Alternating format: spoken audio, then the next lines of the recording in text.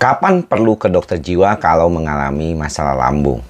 Kemarin waktu saya mengikuti acara Functional Neurogastroenterology di Bangkok, saya sempat membuat satu video yang mudah-mudahan teman-teman sudah menontonnya.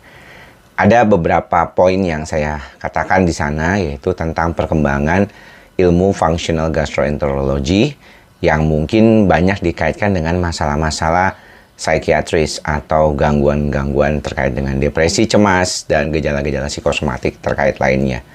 Jadi kalau kita berbicara tentang hal ini memang menarik ya teman-teman, karena penggunaan obat-obat antidepresan yang oleh teman-teman dokter gastrologi sini dibilang sebagai neuromodulators. Jadi waktu saya pertama mendengar istilah itu saya sempat, wah kok diganti gitu ya terminologinya. Biasanya kami mengenalnya sebagai serotonergic agents, antidepresan, SSRIs, NRI gitu ya.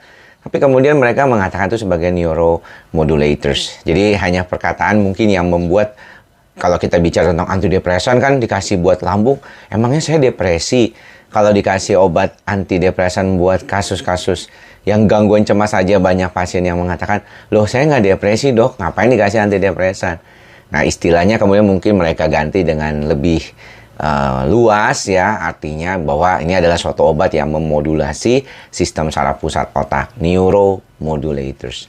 Nah, apa yang penting yang harus dikaitkan dengan hal ini yaitu bahwa mungkin buat sebagian teman-teman tidak mudah untuk segera berobat ke dokter jiwa jika mengalami masalah-masalah gangguan cemas psikosomatik yang mungkin gejala dominannya adalah gejala lambung atau gejala fisik lainnya.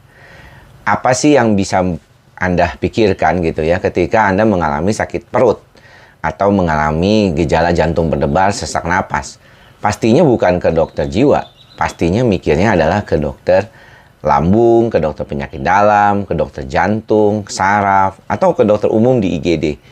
Nah, yang menarik adalah karena di Indonesia ini terminologi gangguan kecemasan, khususnya gangguan panik misalnya, itu tidak terlalu aware ya, banyak dokter sekalipun, maka kebanyakan dari kita itu mengatakan bahwa gangguan-gangguan seperti yang tadi dikatakan gejalanya lambung, sesak napas, keluar keringat dingin, ketika sudah tidak ada dasar diagnosis yang jelas, misalnya kayak ini bukan sakit jantung, ini bukan sakit paru, ini bukan sakit lambung yang jelas, ini sebenarnya ini nggak ada apa-apa sebenarnya, tapi bergejala mungkin masih agak malu kalau mengatakan itu